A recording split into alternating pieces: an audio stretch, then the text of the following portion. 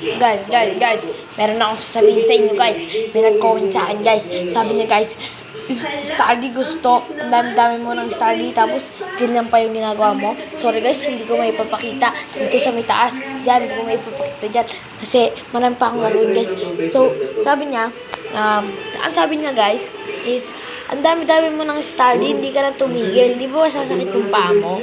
Sabi niya, guys, gusto mo study, ayaw mong aral, aray ko. Sabi niya, guys, kaya ito, ako, guys, mag-study ako para sa kanya, guys.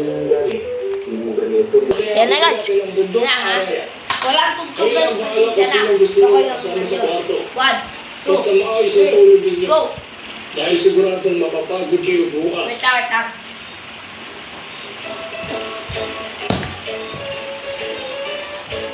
Tatlo ang kama kada kwarto.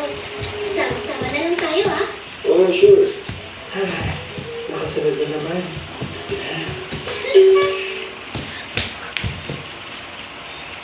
Oh, ngayon mo sabihin.